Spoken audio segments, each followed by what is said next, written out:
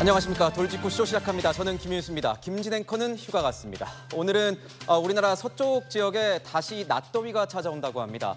서울, 광주는 25도를 웃돌 거라고 하는데 아침 출근길 기온은 생각보다 쌀쌀해서요. 이 얇은 겉옷 하나 챙기시면 더 좋을 것 같습니다. 자, 신문 브리핑 시작하겠습니다. 첫 번째 키워드 보겠습니다. 첫 번째 키워드는요. 바로 실패입니다. 북한이 도발에 나섰지만 실패했습니다. 중앙일보 6면입니다. 북한이 한일중 정상회의가 열렸던 어젯밤 자신들은 인공위성이라고 주장하는 로켓을 쏘아 올렸습니다. 하지만 2분 만에 로켓은 파편이 되어 부스러졌습니다. 북한도 발사에 실패했다 자인했습니다. 당시 영상을 좀 보면요. 로켓이 날아가다가 갑자기 이렇게 큰 화염이 포착됐습니다. 김정은의 위신에도 손상이 불가피한 뼈아픈 결과라고 신문은 분석했습니다. 자, 한일중 이 3국 간 협력에 어떻게든 이 찬물을 끼얹으려는 북한의 이런 모습, 초조함으로밖에 보이지가 않습니다. 두 번째 키워드 보겠습니다. 자, 두 번째 키워드는 이겁니다. 바로 불발. 계획했던 일을 못하게 됐다는 뜻의 불발입니다.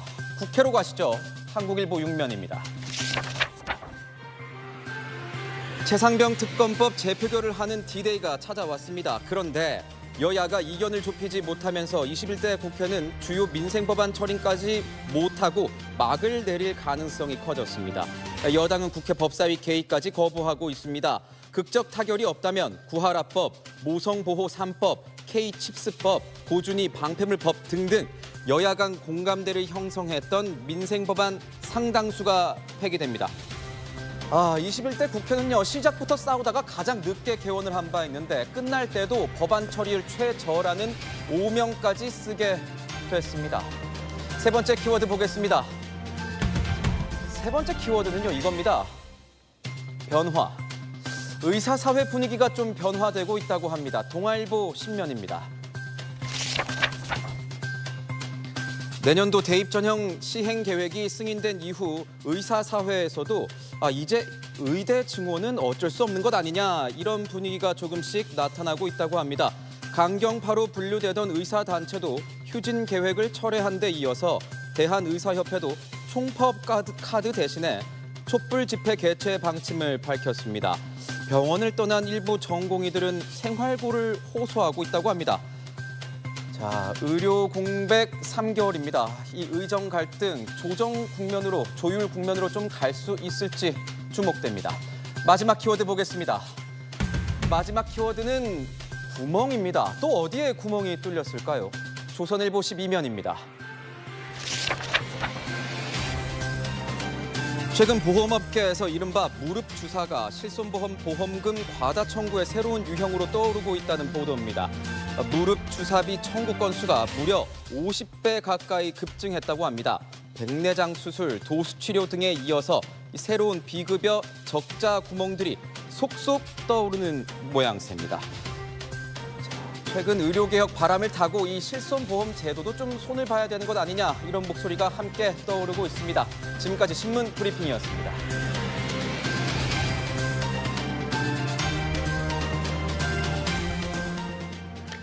국민의힘 총선 백서 특별위원회가 한동훈 전 비대위원장과 대통령실 관계자 면담을 추진하는 것에 대해서 당내 친한계에서 반대 목소리가 나오고 있습니다. 세 번째 주제 공개하겠습니다. 백서팀이 특검이냐? 아직도 총선 논쟁. 장동혁 수석 대변인은요, 한동훈 위원장 때 사무총장을 맡아서 함께 총선을 치른 대표적인 친한계 인사로 지금 알려져 있습니다. 한 전 위원장이 면담 방침에 대해서 특서팀의 이 한 전 위원장 면담 방침에 대해서 강하게 반발했습니다. 아니, 총선 백서팀이 특검팀은 아니지 않냐? 책임지고 물러난 당대표를 면담하고 백서 집필한 적이 있냐? 당시 사무총장이었던 재계 확인하면 되는 것 아니냐? 이렇게 지금 반발했다는 겁니다. 김재섭 당선인께서 보시기에는 어떻습니까? 좀 특서팀이 과도한 겁니까? 어떻습니까? 백서팀이. 저는 백서팀이 성역이 없이 정말로 문제가 있다고 생각하는 모든 부분들에 대해서 탐구하고 그 책임 소재를 찾아보는 것은 굉장히 중요하다고 생각하는데 지금 총선 백서 TF가 계속 정치적으로 얼룩지는 이유가 왜 한 사람만 타겟으로 하느냐라는 거거든요. 예를 들면 한동훈 위원장의 책임론도 있을 수 있고 대통령실에 대한 책임론도 있을 수 있습니다. 그렇다면 이것을 공히 다룬다고 한다 그러면 사실 정말 백서 TF가 총선 참패 원인을 철저하게 규명하려고 하겠구나 정도의 인상을 당원들께서 그리고 국민들께서 받으실 수가 있겠는데 사실 한쪽 부분 좀 빼놓고 왜 설문지에는 한동훈 위원장의 책임론만 긁어놓는가? 왜 한동훈 위원장을 직접 면담하려고 하는가? 라는 물음이 이제 일어나게 된다라는 것이죠. 게다가 뭐 물론 불출마 선언을 했지만 그 전에 당대표로 계속 한마평에 올랐던 조정은 의원이 아무래도 이 전당대회를 의식하고 한동훈 위원장을 말하자면 뭐 저격하는 게 아니야 이런 일각의 시선들도 분명히 있었던 것이 사실이거든요. 네. 이런 어떤 정치적인 외풍들에서 좌우하다 보니까 한동훈 위원장에 대한 면담 역시도 이렇게 많은 비판들을 받고 있다고 생각이 되고 총선 백서 TF는 철저하게 총선이 왜 패배를 했는지를 규명을 해야 되는 것이지 그것이 특정인을 향한 것이거나 아니면 특정인을 배제하기 위한 것이거나 아니면 특정한 정치적 목적이 있거나 정치적 시기를 고려하거나 이런 식으로 되면 총선 백서 TF 자체의 취지가 저는 어긋난다고 생각해서 지금이라도 정말로 공히 어떤 문제가 있었는지를 파악하는 그런 어떤 백서 TF로 발돋움했으면 좋겠다는 생각입니다. 정치적 요소를 좀 고려해서는 안 될 것 같다. 이런 백서팀만큼은 이런 의견을 주셨습니다. 삼성전자 대표이사 출신으로 한 전 위원장에 의해서 22대 총선 인재로 영입된 고동진 국민의힘 서울 강남병 당선인이요. 한 전 위원장에게 총선 참패 책임을 오롯이 지우는 건 좀 부당하다. 이렇게 얘기를 했습니다. 들어보시죠. 얼마 전까지만 해도 잠시 이제 좀 쉬어야 되는 시간이었고 같이 식사를 한번 했어요. 당분간 좀 휴식을 좀 취하는 게 좋지 않냐 그런 이야기를 좀 나눴습니다. 두 분만 식사를 하신 건가요? 예. 예. 딱 100일 했어요. 100일. 석 달 열을 한 사람한테 이게 당신 책임이고 이걸 뒤집어 쓰고 뭐 나오면 안 돼. 라고 내부에서 이렇게 얘기가 나오는 거는 저는 조금 좀 지나치지 않은가. 네, 지역 구민입니다. 지금 강남병 당선인이니까 여기에 이 지역에 이제 한동훈 전 위원장이 살고 있는 건데 지역 구민인 한동훈 위원장과 5월 초에 단둘이 식사했다. 그때는 좀 쉬는 게 어떻겠냐 뭐 이렇게 얘기를 했다고 하는데 지금은 정치 석 달 열을 한 사람, 이제 100일 정도 한 사람한테 책임을 다 뒤집어 쓰고 나오지 말라는 건 좀 지나치지 않느냐 이렇게 얘기를 했다는 거예요, 김광산 변호사님. 지금 야구를 하잖아요. 야구를 하는데 9회 말이 됐어요. 근데 질 것 같아요. 한 방이 필요해요. 그래서 구원 투수를 등판을 합니다. 근데 구원 투수가 결국 막지 못해서 졌어요. 그러면 이 야구의 패배 책임은 구원 투수에게 있는 겁니까? 그건 아니잖아요. 그 얘기를 지금 하고 있는 거예요. 그래서 아까 우리가 총선 백서 얘기도 했는데 이 어떤 책임의 자체를 물론 일부는 있을 수 있겠죠. 그걸 부인하는 게 아니고 그거 자체를 마치 한 위원장에게 있는 책임 있는 것좀 전적으로 몰아가는 것은 잘못됐다고 얘기를 하는 것 같아요. 그리고 총선 백서 관련해서 한 말씀 드리자고 한다면 총선 백서는요. 객관적인 입장에서 왜 그렇게 엄청나게 패배를 했는지에 대한 것을 원인을 분석하고 결과를 내는 거 아닙니까? 그러면 객관적인 분석을 해야 하는 거예요. 근데 마치 한동훈 비대위원장을 면담을 해서 책임이 뭐가 있는 것처럼 조사하는 생세에 어떻게 그런 게 되는 거예요. 면담하는 순간요. 한동훈 장관을 책임으로 몰아간 것처럼 느끼는 거예요. 그렇다고 하면 대통령의 책임도 있다고 한다고 하면 대통령도 면담에서 원인 분석을 할 겁니까? 면담에서 원인 분석을 할 수 있는 내용이 아니에요. 경우에 따라서는 설문 정도를 하겠죠. 서면으로. 왜 이조 심판론을 그 당시에 제기를 했습니까?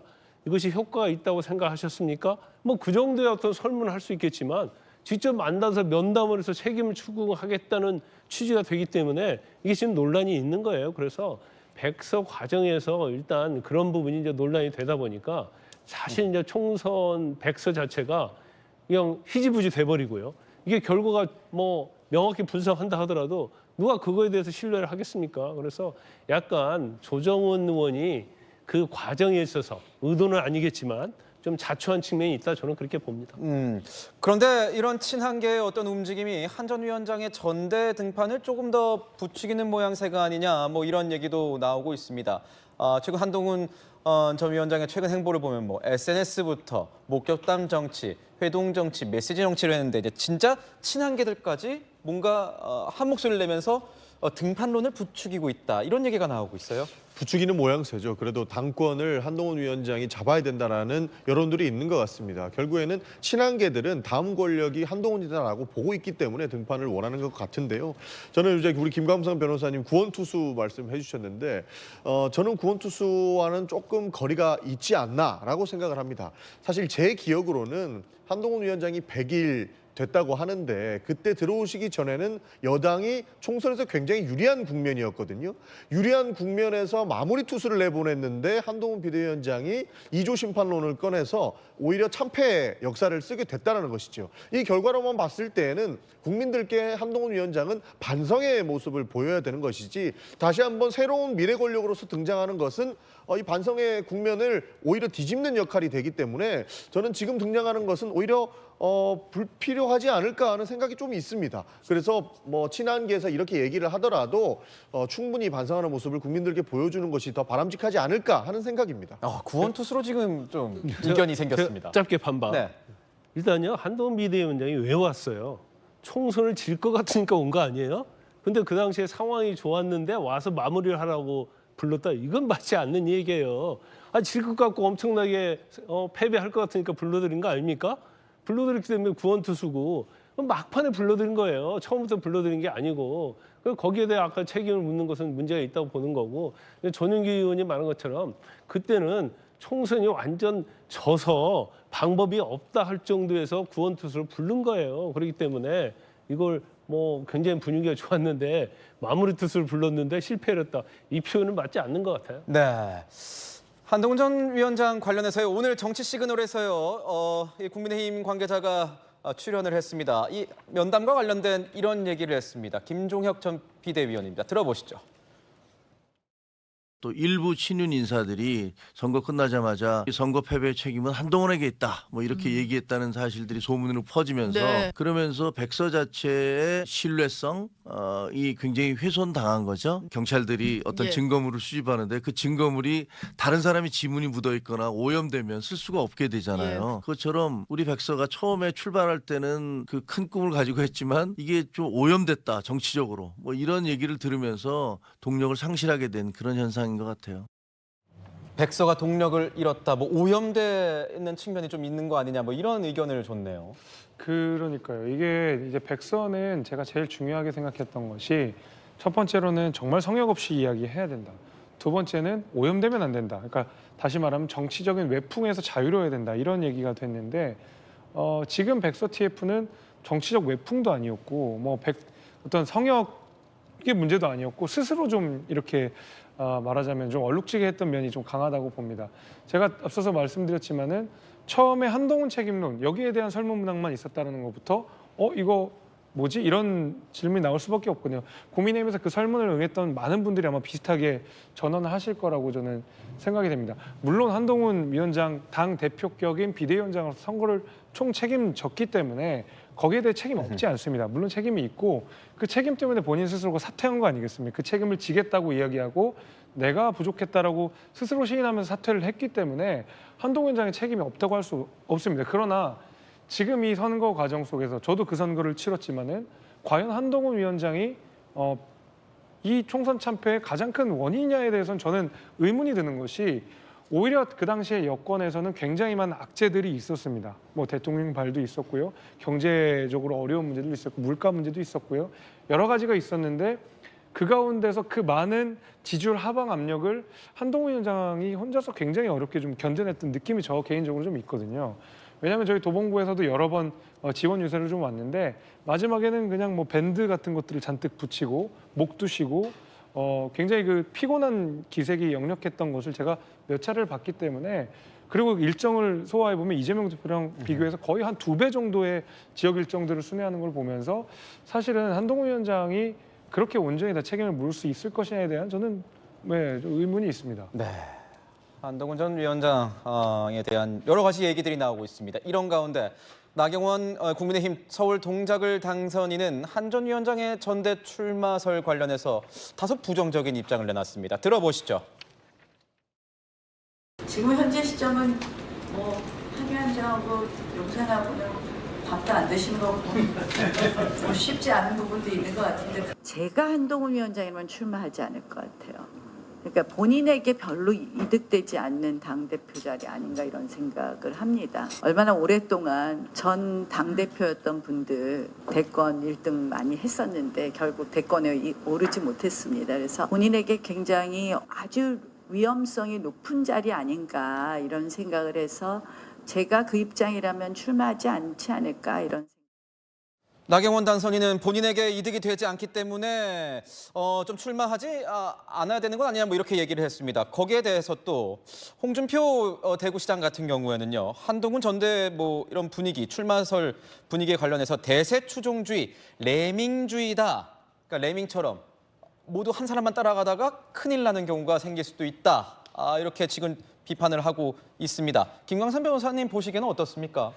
일단 뭐 홍준표 시장의 이 얘기는 이제 뭐 제가 볼 때는 더 이상 뭐 일고의 가치가 없고 뭐 말할 필요도 없다고 저는 생각해서 이것은 제외하고요. 일고의 가치가 없다가 예. 하기보다는 예. 나경원 당선자 얘기를 보면 물론 뭐 그 말이 전혀 틀린 말은 아니에요. 당 대표를 어떻게 하느냐에 따라서 위험성이 있기 때문에 본인의 어떤 대권 가도에서 문제가 생길 수는 있죠.